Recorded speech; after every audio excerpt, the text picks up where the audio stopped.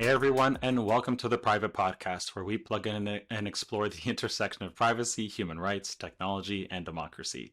I'm your host, Derek E. Silva, and today joining me on the Priv8 Podcast is repeat guest Cindy Cohn, Executive Director at the Electronic Frontier Foundation, or EFF. Cindy is an American civil liberties attorney specializing in internet law. She represented Daniel J. Bernstein at the EFF in Bernstein versus United States. In 1997, she was recognized by California Lawyer Magazine as one of the Lawyers of the Year for her work. And we want to welcome back to the show, Cindy. It's so great to have you here. Oh, thank you so much for asking me back.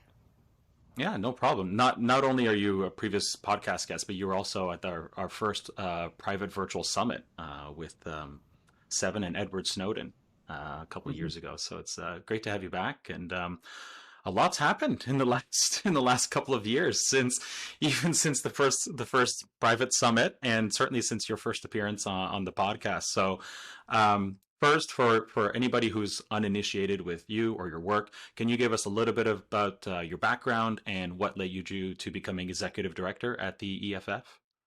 Yeah, well, as you said, I'm a lawyer by training, and I got involved in one of the early cases about the future of the internet. The one that you mentioned, Bernstein versus Department of Justice, I think was the final name of it. And that was a fight to free up encryption technology from government control. Obviously, I think now we all realize how important encryption is to our daily lives. Almost everything we do online, including probably this communication between you and me right now, is encrypted and ought to Yes, it be, so is. that we can have privacy on the in our digital world, and that just was fun and led me to continue to want to do this. I did the first case as an outside lawyer for EFF.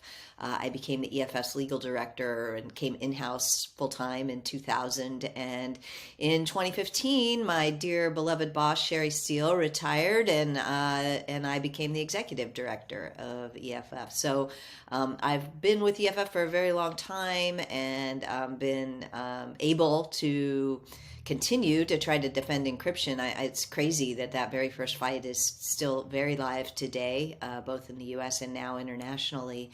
And then so many other things have happened. You know, the internet turns out to be a really important thing, and privacy on the internet is something we continue to have to fight for. So that's what I've been doing. Yeah. Just a quick aside. Yeah, you mentioned how encryption is there's still lots of fights over encryption, especially internationally. I think India comes to mind with their big fight with what was at the time called RIM, now called BlackBerry, over the fact that everything went over BlackBerry Messenger and that was all encrypted end to end. Obviously, WhatsApp is facing this in a variety of jurisdictions. Brazil, fairly recently, and maybe still ongoing, comes to mind because the Brazilian government or Justice Department doesn't seem to understand this concept of end-to-end encryption, and WhatsApp literally can't give you access to the data because they don't have the private keys to access it. Does the EFF often get involved, or at least are you consulted by other civil liberties associations in other countries based on your track record, your success in helping them with their cases? Absolutely. And in fact, right now, there is a very bad proposal going through the European Union, and EFF is part of a big coalition. And I think quite soon we're going to launch a campaign around this. On the one hand, the European, systems seem to understand the importance of privacy, and the need to have a private conversation online. On the other hand, law enforcement all around the world seems aligned in making sure that none of us can ever have a private conversation online. And law enforcement is getting the upper hand in the EU right now. There's also a terrible proposal in India that I think was just introduced in the last couple of days. So yeah, organizations around the world, who we work with, come to us. We try to, try to provide as much assistance as we can. We have a lot of technical understanding of these kinds of things. We're pretty good at untangling proposals and figure out what kind of attack they're doing. There was an Australian proposal in the last couple of years and a UK proposal the last couple of years that basically require somebody who provides you with a service to be able to give the plain text to law enforcement. That's a new strategy, where they say, well, we're not stopping strong encryption. We're not wanting a back door. We want a front door. They play all these little games about what they're trying to do. But at the end of the day, people need to be able to have a private conversation in a digital world, just like they are able to have a private conversation in the non-digital world. That's Right. important to human rights. It's important to dignity. It's important to trade secrets and all sorts of things. And it's something you can't stop. It's basic science underneath some of this stuff. And the idea that you can regulate science, encryption out of existence is, it's like saying, well, we really don't like the theory of relativity anymore, so we're just going to ban it. Like that doesn't work very well. So we need to have different strategies for dealing with, some of law enforcement's complaints. And sometimes the answer to law enforcement is, you have a whole panoply of tools at your disposal. You need to use those and not make us all less safe. But yeah, so the short answer to your question is yes, we help people all around the world. There's a thriving community. People don't, lots of local groups bat these things down on their own, and that's great. We would rather do that. But when people need support, we try to be there.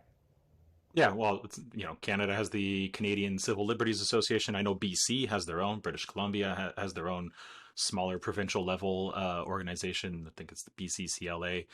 So yeah, those groups exist, but I think the EFF has probably been at this the longest, or maybe you and the ACLU, American Civil Liberties Union.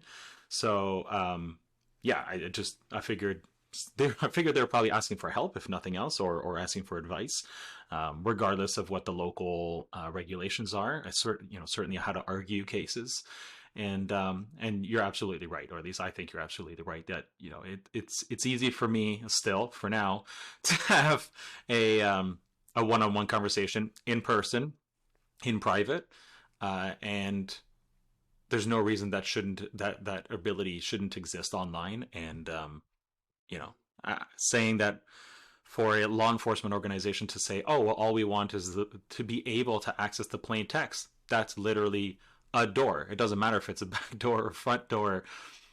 You're asking them to decrypt, store, and then potentially re-encrypt, which is essentially, introducing a man in the middle attack into your own product, Yep. which ultimately just means people will stop using the product. Like if WhatsApp decided to do that tomorrow, more people would start using Signal. And if Signal decided to completely abandon all of their, uh, um, what's the word I'm looking for?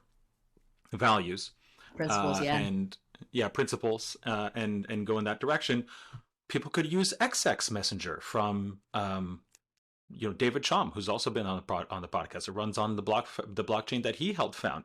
That's completely end to end encrypted. Like we're always going to have options, and like you said, you can't. I remember this being a common refrain in the late '90s and early 2000s. You can't ban math. Right. Like the math is there. The math works. There's quantum versions of all of this happening now too. Like in the works with, I know, the National Institute for Science and Technology, NIST, is has taken proposals, and people are trying to attack those right now to find the strongest one. Um, like this is going to happen regardless. So it's really frustrating, on a personal basis, and also just leaves me dumbfounded that police of various types continue to try and say, we want you to abandon all these things that make your product unique and make people use it in order to give us unprecedented access to what they're saying. Yeah, it's really frustrating. So thanks for doing that. Thanks for helping out all those other organizations all around the world, and hopefully you'll continue to have success, and they will as well in their local jurisdictions. Um, the last 2 years brought us a lot. A lot changed. Most of it temporary, I think. Certainly in more developed countries. Some of it potentially not. With airport apps and COVID tracking apps, and a bunch of other things that contact tracing at restaurants and things like that. Like you having to write down your name and etc. What, maybe beyond that, or maybe because of all the changes that did happen during COVID, what are the top three issues that the EFF is focusing on right now? I would say that the COVID stuff, while it was very center stage for a while, is probably a little receded, just because events have overtaken us. I think the civil liberties and privacy community were largely successful at not taking at preventing things done in the name of tracking COVID into becoming, standardized mass surveillance, at least in the United States and in a lot of other countries. I think the story is quite different in China and in some other places where we're seeing things done in the name of tracking COVID being turned into general surveillance. But we have seen less of that here than I think we were afraid of, and I think we should all take a victory lap on that. That was not obvious that was going to happen, and I think we did a pretty good job. Not that there aren't still places, but overall, I think it's receding, and I think we haven't seen a lot of bleeding from the kinds of tracking that were being done for public health into other kinds of tracking as much as we had feared. I would say that for us in the United States, the concerns about reproductive justice and the kind of surveillance that is we're already seeing, and misuse of surveillance being used to try to locate and prosecute people who are seeking abortions or people who are helping them, is probably center stage since last June when the Supreme Court overturned Roe versus Wade. We were like many people, saw the writing on the wall before that, and were preparing for it. But that's been a pretty central piece of our work, including putting out specific information for people who need to protect themselves, surveillance self-defense materials. Nice. As well as working on the policy side. We were part of a big coalition that got 2 laws passed in California just recently to try to protect people's data from things like what we saw just a couple months before, where a mother and a daughter were using Facebook Messenger to talk to each other, and those Facebook was required to turn that information over to local law enforcement in Nebraska, and now they're being prosecuted based upon, in part, their Facebook messages. That had happened before. It's happened with Google searches, and it's happened with other things. So, trying to make sure that we both raise awareness and help people prevent and combat the misuse of their information. This community is definitely in the crosshairs now, and a lot of the privacy problems that we've pointed out for a very long time are now, especially live for them. So I would say that's been a huge piece of what we're doing. We're also doing a lot of work on in the courts around some of these very broad warrants that we're seeing. There's these things called geofence warrants that ask for all the people who are in a particular location. There's also warrants based on anybody who's ever searched for a certain thing. These are all mass surveillance techniques.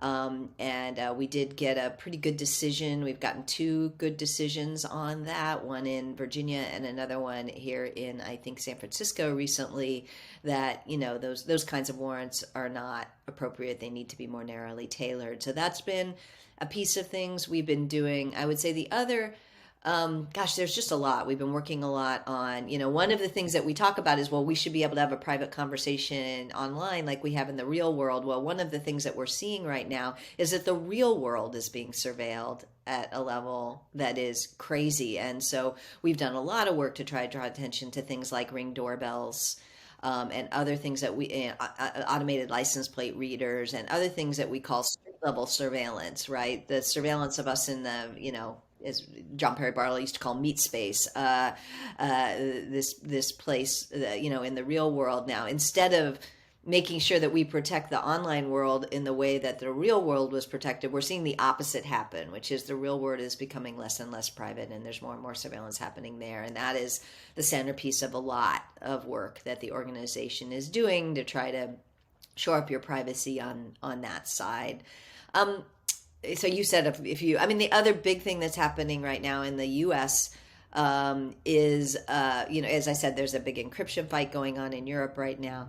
But in the U.S., there's also there's a lot of issues around content moderation, and specifically a couple of laws that have been passed, one in Florida and one in Texas, that are making their way through the courts, that are called must-carry laws, which, require platforms to keep up content. A lot of work has been done over the past few years to try to get platforms to curate better so that bad content doesn't spread so fast, misinformation and other kinds of things. We're seeing a counter problem, which is forces trying to make sure that these companies cannot curate. Right. Neither of these are particularly good, right? I mean, the ability to curate is tremendously important if we want an internet that's not a, what my friend Sarah Jung calls the internet of shit. Being able to, I mean, all of this comes from the fact that the scale of these large platforms makes curation, good curation almost impossible. And Right. we have been participating on all sides of this to try to point this out and try to point the way to a different direction.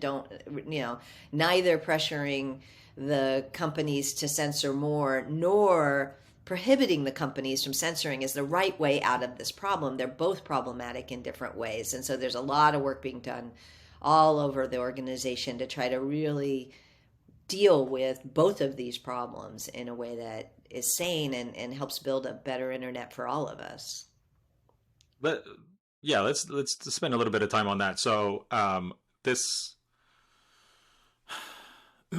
ability to moderate without repercussions all comes down to Section 230 of the Communications and Decency Act, something to Well, that no, effect, it right? really it doesn't. It comes down to the First Amendment and freedom of expression. I think that Okay. sometimes 230. So one of the problems that we have is that people who are angry at the platforms have decided that Section 230 is the problem, and they have convinced everybody, including, the Wall Street Journal, members of Congress, that internationally, that Section 230 is the problem. But almost all of the things that people are concerned about are not Section 230 problems. They're what, Section 230 doesn't isn't playing the role that I think a lot of people think it's playing the role. And that's because Okay. people don't come out and say we're not comfortable with the First Amendment. We're not comfortable with freedom of expression, because Right. most of us think that that's actually, it's probably a good thing in the whole that we have freedom of expression. So coming out against freedom of expression is a lot harder than coming out against, this little statute that nobody understands what it means, so we can pretend it means something that it doesn't. Okay. Fair enough. At the same time, uh, it feels like people who are traditionally for small government, right? And so small c conservatives, in that way, fiscally conservative, let's go that way, um, actually want to have the ability to tell, these companies how to run their platforms, Mhm. which I find incredibly ironic. Uh, like that seems to be big. Sorry. It's a big shift from where they were, right? Small C conservatives, especially people who were business friendly, used to say, hands off the company. The company should be able to drive its own thing. And if you don't like it, you should compete and create another company rather than bringing the hand of government in. And I think it's a very big shift for them to say, actually, we're going to pass a law that says we're going to tell the company that it cannot curate its systems. I think that Right. is exactly right. It's a big shift in the narrative for that particular constituency. Like what? Like I'm not directly affected here. Theoretically, Facebook could run a U.S. only version of Facebook. I'm sure they'd rather not because the infrastructure to make that happen would probably be incredibly problematic, or at least time consuming. But like, what is Texas and Florida's argument there? Is it that we're protecting freedom of speech, or is it something else? Their argument is that we're protecting freedom of speech, that we are preventing discrimination based upon people's viewpoints. The argument is that look, there is no evidence to support this. I know that in today's media landscape, it can be dangerous to parrot the arguments of one side, as if you like they're actually legit. There is no scientific basis for the argument that the companies are slanted on one political slant or another, but nonetheless, it is widely believed, and parroted by people, on the right, and the Republicans that are in power in Texas and Florida have argued that Facebook and Google are slanted to that are discriminating against people with right-wing political values, and that discrimination requires an anti-discrimination law, and that's what they're doing. There's a lot of problems with that argument. Again, number one, the most important one is there's actually no evidence that this slant exists. Hmm. There is evidence that if you're trying to make sure that truthful information is favored over untruthful information, that will disproportionately land on people on the right, because the lack of fact checking and the kinds of information shared there, and the lack of the willingness to say things that aren't true is greater. But that's not discriminatory. That's actually just so that's the argument. But that has won the day in Texas and in Florida, and they've passed these laws.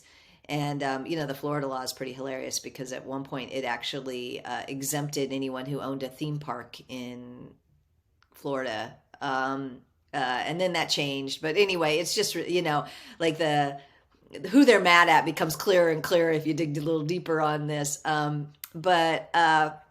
So that's the argument. The argument is there's simply a law that's preventing discrimination based upon viewpoint by the platforms. Again,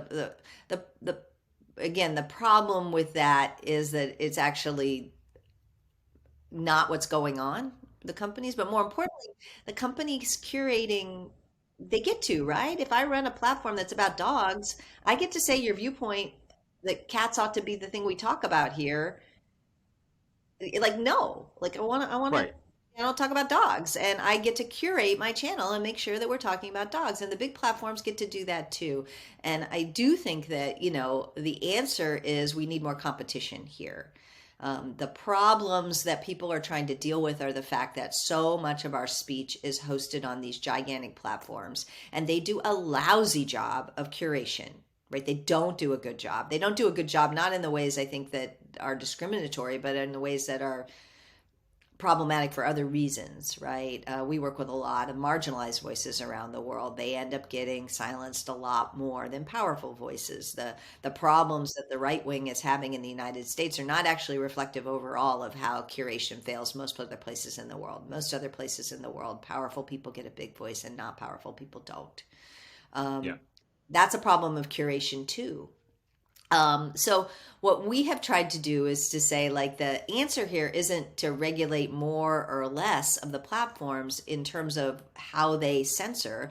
The answer here is to give people other options, Yeah. and to create a competitive market space for things like social media, things like search, things like messaging. Like, these have all become, monopolies, frankly, or maybe oligarchies, but not giving consumers a choice. And so that, to us, one of the right answers out of this is creating more choice. That means supporting interoperability. So you should be able to interoperate with Facebook, not just on Facebook terms, but on your own terms. And EFF just did, we've done a lot of work about this. My colleague Cory Doctorow has done a lot of writing about this and what this world might look like and how we need to get there, and the things that are blocking that right now. We've been supportive of revitalizing antitrust law in the United States to reflect the modern American view of it, and around the world. The Digital Markets Act and the Digital Services Act in the EU are both taking some early stabs at trying to do that. Right. So that, I think that the answer, to having dictators who fail and aren't doing a very good job is not to try to make the dictators better. It's to get rid of dictators. I think that's definitely a better option than trying to reform the dictator. Um, Well, nobody agrees about how to reform it. So I think that's the right well, answer, is that that too. if you want to build a place where everybody talks about things in your political persuasion, you can do that. In fact, people have, right? There are things like Gab and Gawker and other kinds, and not Gawker, sorry, Gab and whatever, True Social. Like, there are places where people are trying to build places that are separate, and, where people can say, if they think they're being discriminated against, they can go someplace else where that's not going to happen. That's a much better answer, I think, Right. in the long run, even though some of those places may support things that I don't agree with. Um, You can still protect the right to exist, right? Like it's They're going to on the exist one anyway. hand, yeah. Well, on the one hand, the governments of Florida and Texas have decided they're protecting free speech by restricting Facebook's free speech, right, Right. or Google's free speech. Like, and Right. and for better or worse, there's a meme, I guess you'd call it, of corporate American corporations are people, and therefore their freedom of speech has to be protected too. And yet you as in Texas and Florida feel like you're protecting one person's free speech by restricting somebody else's. Like, it is a privately owned. If these were government owned platforms, absolutely, you'd have all the rights in the world to make all sorts of laws about what you can and can't say or what you can and can't moderate on these platforms. But ultimately, they're run by publicly owned, or at least mostly publicly owned companies, but they are for profit corporations.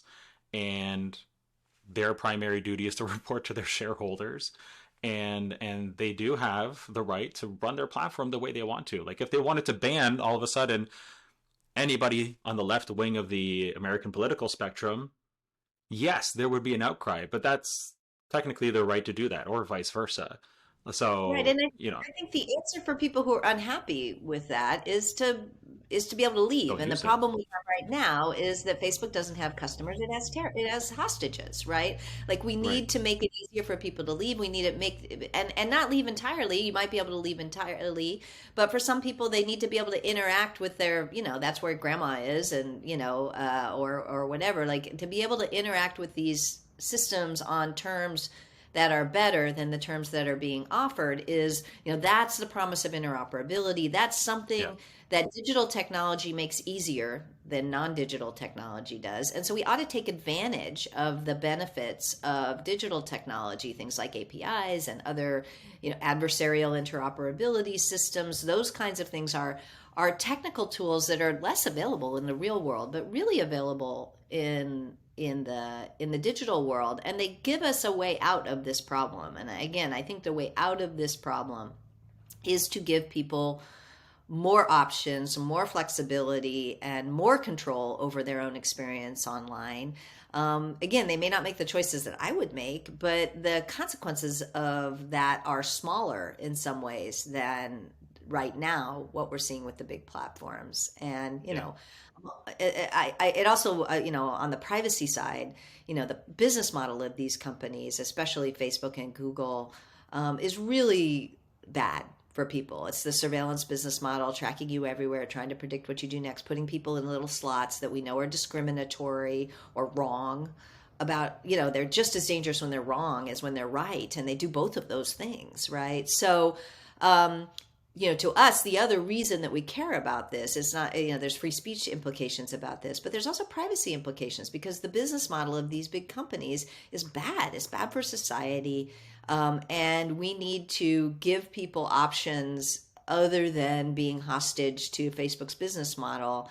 And we can't do that without really shifting some things about how the digital world works. That's the bad news. The good news is the digital world does give us some pretty good tools to do this, but we've stopped them up. And we've stopped them up with things with some legal problems, terms of service violations, the Computer Fraud and Abuse Act, the Digital Millennium Hmm. Copyright Act, anti-circumvention provisions, and some of the Computer Fraud and Abuse Act is the American version, but there are international versions of anti-hacking laws that have been weaponized by big companies. Facebook is bad about this to block competitors. There are kind of societal things. It's hard for us to envision a better world, and that's a lot of the work again that Cory Doctorow has been doing, that EFF has been doing. I've got a podcast called How to Fix the Internet, where we've been trying to bring in people who are thinking about what a better world would look like and really lift up our imaginations again, so that we can think about a world where Facebook isn't central to everything we do, or Instagram, or whatever. Yeah. Um, and and then, we need to have a serious conversation with the money. The VC approach, that the thing to do is to build up a platform and then make people hostages to your platform and lock them in. That has a lot of money behind it, and they've created this moat around the big companies, where you want to build a new company and your model is to get bought by one of these big guys rather than to replace them. Like, that's a Yeah. shift too, and we need to work on that as well. So we need to fire on all cylinders to try to build this better world. But it's certainly not as big as ending slavery. Like, as a society, we've ended bad things before, and I don't mean to Yeah. equate these; they're not equivalent. I'm just saying it's a hard problem. We can take on hard problems.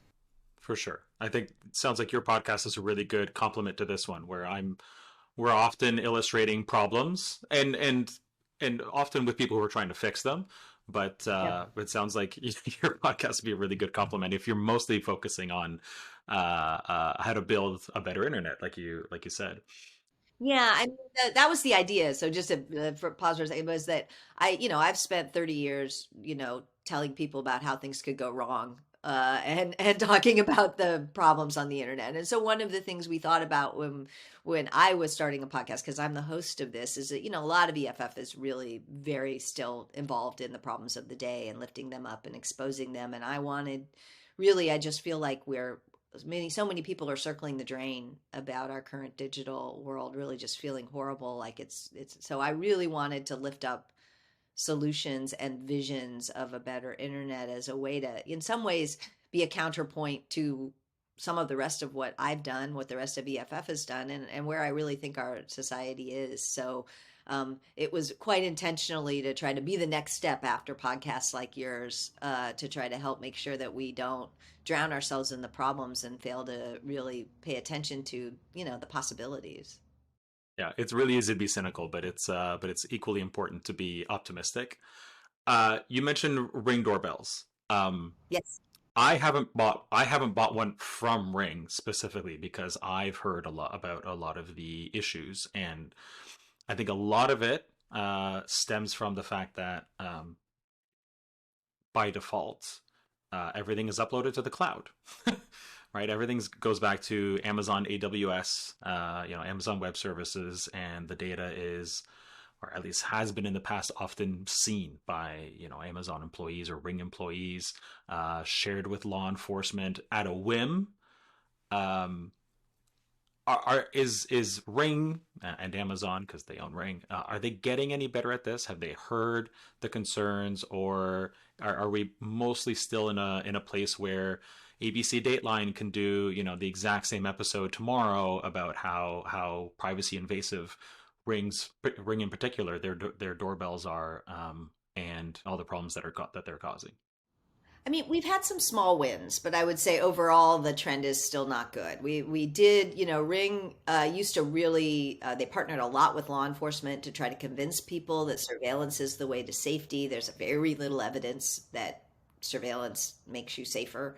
Um, you know, uh, in pretty much every place that it's been actually studied by real people who study it, surveillance, it disproportionately affects marginalized people in the context of you know your Ring doorbell. It just means that the people who deliver you stuff and the people who work in your neighborhood, who are generally often you know poorer than you and from marginalized communities, get over surveilled, and that we actually aren't safer in the end of the day. Law enforcement hasn't increased the amount of times that they catch bad guys because of camera footage. That isn't actually demonstrated. So, I mean, that's the idea, right? Is that by having the camera, excuse me, you will dissuade people from breaking in, and that we don't have evidence of that, or that will catch people faster, and that we don't have evidence of that either. So, but yeah, so law enforcement, they partnered with law enforcement to try to convince people to get these things, and also they had the default that it was shared with law enforcement. Well, we got them to drop some of their partnerships with law enforcement and not be so aggressively working with law enforcement, and also make it not the default that your footage is shared with law enforcement. So those are two big things. They're Okay. important.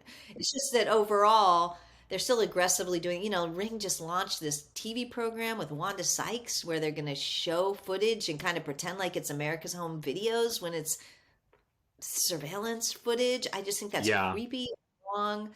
I think that I think that so overall, the selling of people on the idea that surveillance makes them safer continues and continues apace, and the fact that that's really not the right answer. Not just because privacy is a human right and it disproportionately hits marginalized people, which are two important arguments that ought to win on their own, but the fact that it doesn't really work is are all things that we need to think about. Now, I'm not opposed to cameras, the people putting cameras on their houses. It can bring you peace of mind. The problem is, as I think you identified, it's all the third party uses of that data. If it was just serving me and that's what it served, I think people can make their own decisions about that, and there are reasons that people might want to do that. I live in a house in the Mission, and we were trying to figure out, somebody broke in a couple times. We were trying to figure out where they got in, like how did they get in, and so Oh, having right, yeah. cameras for a while to watch all the ways that one could get into our house helped us figure out where we wanted to shore up our fencing, frankly. Hmm. Um, Hmm. there's good uses for that, and cameras have lots of good uses. I grew up in the country. Farmers having cameras that can watch their far fields and try to figure out what's going on and things like that. I'm not opposed to them in general, but I think we shouldn't kid ourselves that they make us safer in terms of in the kind of raw terms that law enforcement is trying to push on people. Yeah, I have one that I need to install, but it's a Netgear Arlo, and by default is not like, I'm not going to turn on any cloud storage. I don't need it. I don't want it. I'm far more interested in what's happening live, and mostly Yeah. because I might have a delivery coming, and I might be in the bathroom or something like that, and at least I know, and I'm like, okay, I need to go straight to the door, because unfortunately, some porch pirates have decided to hit up my little townhouse neighborhood here recently. But for the most part, that hasn't really been a problem. It's more about, I just want to know when something's at the door, especially since the doorbell, the old school style doorbell that's there right now, is not working very well. Yeah, So people I have got a lot of permission to install it, and I'm going to do it. It's just, I want to know, especially when I've traveled a lot this year, especially when I am away. It's more so like, oh hey, I got a delivery, mom, dad, can you head over to my house and grab that, please? It is very funny the way that so many people have pointed this out, that Amazon has essentially created a need for their own doorbells, right? Like, they have a Yeah. business model that leaves stuff on our front porch. They could have picked a different model, right? They could have said, well, we're going to try, and if we don't try, we're going to take it to this other place, or we're going to, whatever, right? But instead, they decided that the best thing for them was to just leave it on our porches. And oh, it so happens they bought this other company that'll help, that we can buy another thing that will help protect us against the problem that their first business model has created for all of us. Now, I didn't I even think think about that until now. that that observation is like kind of missing sometimes. People are taking this on. There was also just a very good report by our friends at Data and Society. I'm on the board of Data and Society in addition to running EFF, and about what that means for the gig workers. Like that Mm. basically, this is another thing that Amazon has done, is it's kind of outsourced the surveillance of its workers to its customers, right? Yeah. And the implications of that for the people who deliver our packages and what kind of surveillance they're under is another thing that I just think we have to reckon with. I think those of us who, I work, I'm not a gig delivery person, so I think of myself as the receiver of the packages, but you have to look at the whole story, right, to be able to think about, like, how is this working for society as a whole, and is it working for society as a whole? And again, I kind of go back to, you know, maybe surveillance isn't the only thing that we can do to respond to the problems that we have, that those of us who sit at home all day in front of our computers have with modern society, um, and and be a little more thoughtful about the downsides of these things on the people who do things like deliver our packages or work in our neighborhoods, who find themselves disproportionately targeted by these kinds of things. Yeah. Yeah. No, I think that's fair. And it's, I guess for anybody who hasn't bought one yet, but it really feels like they need one for whatever reason, I would just say spend the extra $50 to $100 if you can, and get something with local storage, local recording only, because if that's what you're really after, it doesn't have to be in the cloud. There's lots of options for recording this stuff locally on the camera in a little SD card, inside the camera itself, or somewhere else on your premise.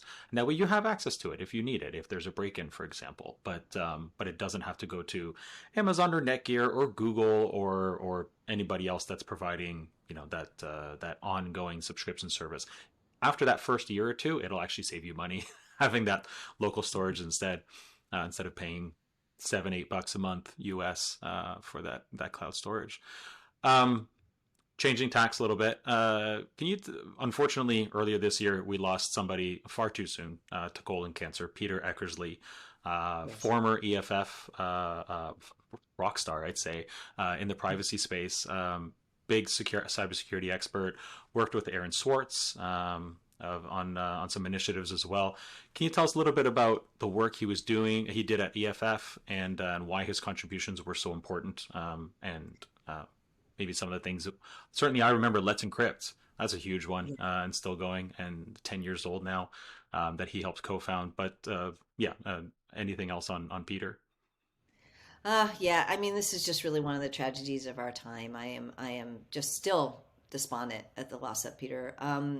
Uh, I think anybody who navigates the world online securely, goes to any website that is secure, really owes Peter a debt of thanks. Let's Encrypt, as you mentioned, was the brainchild of Peter and some other people. They came to it together, but Peter was really instrumental in making sure that we had this is a little geeky, but a certificate authority that everybody could use, right? There was always a way to navigate the internet securely, but very few people were using it, both on the website side to Yeah. accept secure connections and on the computer side, offering secure connections. And, you know, Peter did things all across the kind of back end of the internet to increase security, but the biggest one he did was he helped create a free, open source, dead easy to use certificate authority and Certbot, which EFF still maintains, the dead easy to use software that anybody who runs a website can implement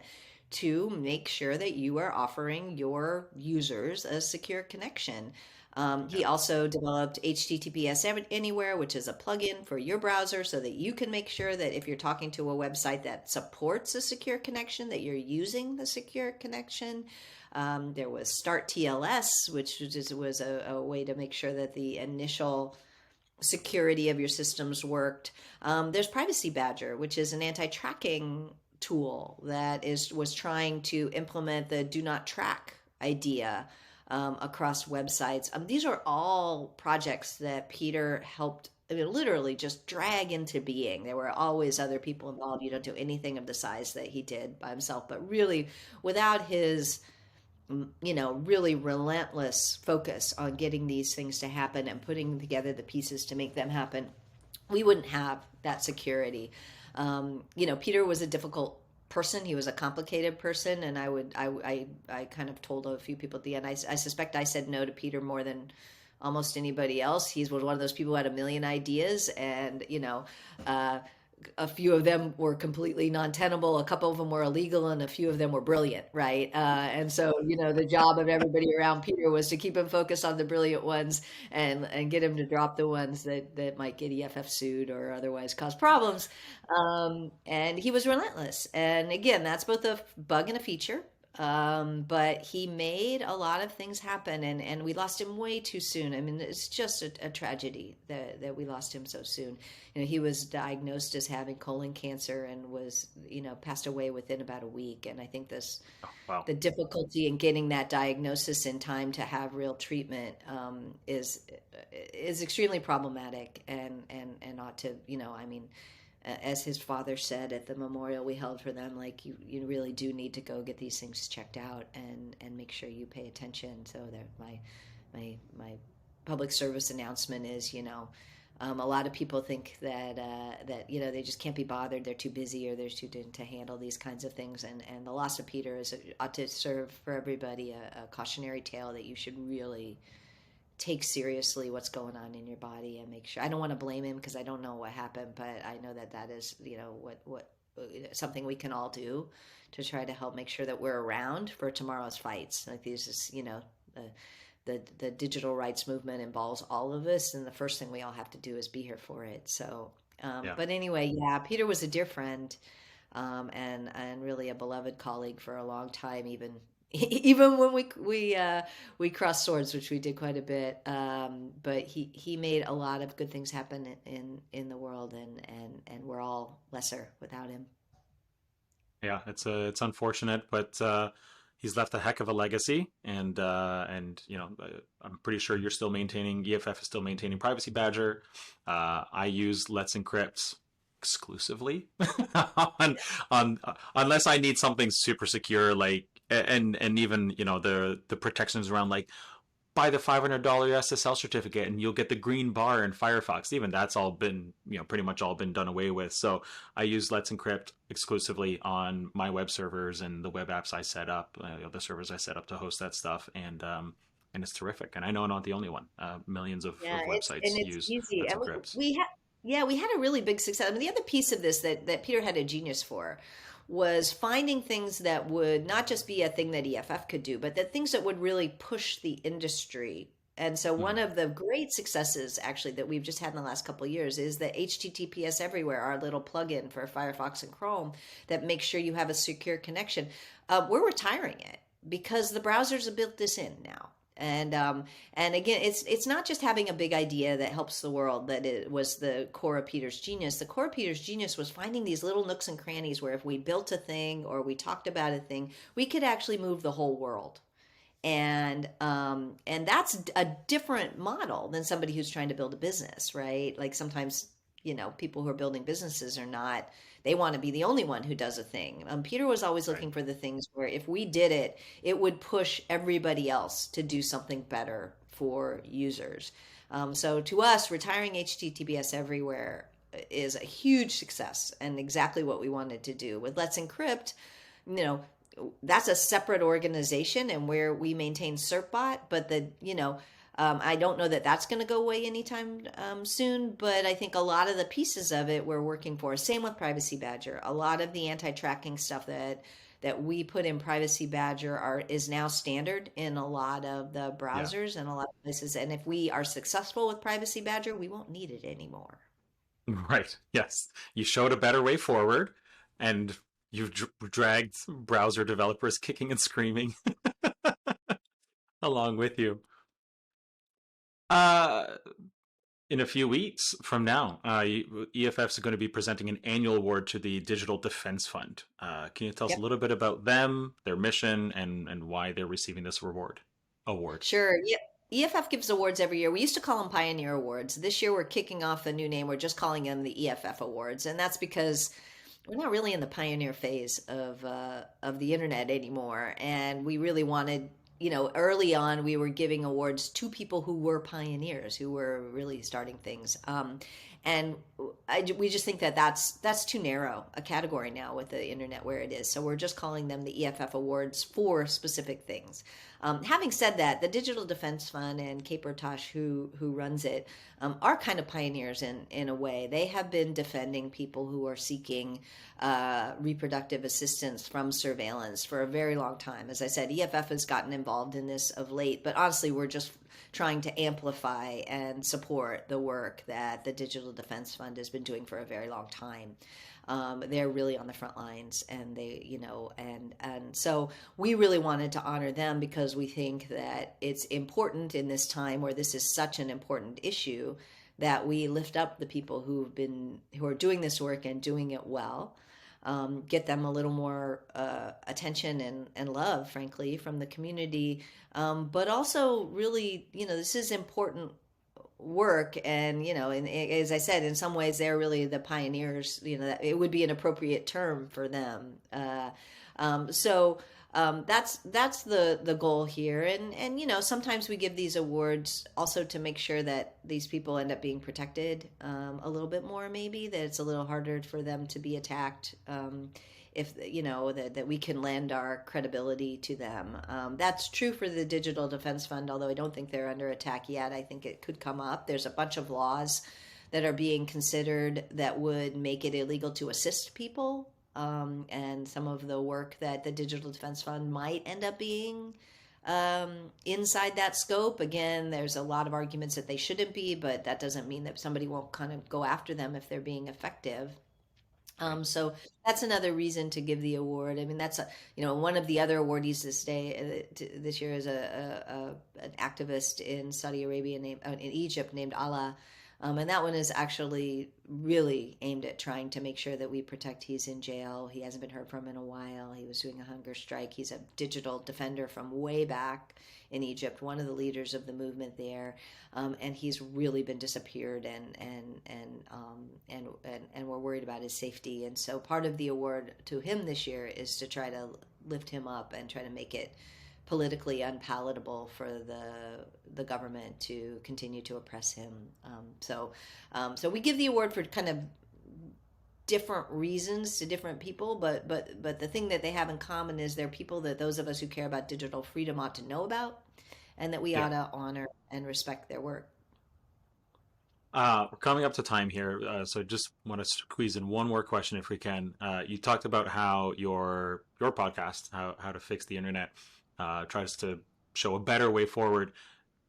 What's your favorite thing that you guys have covered? Or maybe the one you're most hopeful about that like Let's Encrypt and Privacy Badger could make a really big impact. Oh gosh, there's so many. There's been tons and tons of great ideas floated on the con. I would say some of the ones that were personally most inspirational for me, Matt Mitchell, who runs Crypto Harlem, is first just a terrific person to talk to, but really working with that community, which is one of the most surveilled communities. Really, the amount of surveillance that poor people in Harlem are under is tremendous, and he's done a really amazing job with Crypto Harlem, both making people aware of how much they're surveilled all the time, but also giving them hope and tools. And he had great stories about people who kind of wandered into one of his events and ended up really being an activist in this world. So that was extremely inspiring. Another inspiring story came out of Beth Novak, actually, who came and talked to us about things that municipalities are doing and governments are doing around the world to try to get community involvement in governmental decision making around digital stuff. And she presented some examples of things that are working, Colorado Springs and things around the world where really, I think one of the things that we all know is that communities need to be more involved in the kinds of decisions that are made around surveillance and free speech. And we need to go to a community-based model for this. And I think that a lot of people hand wave in that direction, right? And say, well, we need Right. community involvement, and then they're kind of done. And the thing that Beth did that was inspiring to me was bring us a lot of examples of what that actually looks like and how that is actually working in places. My friend Ethan Zuckerman also had a lot of examples of what community involvement really looks like when it works.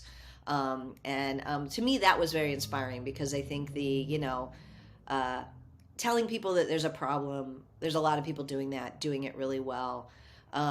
We're trying to work on envisioning the solutions, but all the steps in between, what does that look like? How do we actually do the things that get us to community involvement? I think there's a lot of space there for people to do innovative thinking and trying of different things, and lifting Yeah. those up was really, really fun and important. Awesome. Cindy, if people want to learn more about the EFF or maybe see the sorts of things that you're saying out in public, where should they go? Well, the How to Fix the Internet podcast is available anywhere you get podcasts. The EFF.org is our website where you'll find everything that we do. Our blog is called Deep Links, and it is a cornucopia of stuff that my team is doing. If you're around in the Bay Area on November 10th, that's and I think we're also going to do a live stream. That's the awards. So if you want to see us give the awards that I talked about, November 10th is the date. There's an Yeah. actual thing happening, but they're in person. It's our first big post-COVID event, but there's also going to be a live stream for people to be able to watch and see the award. So those are three options for folks. Awesome. Thanks a lot for your time. Really appreciate you coming back and chatting with us again. Thank you. Thank you. This was great fun. Great. For everybody listening or watching, until next time, stay free.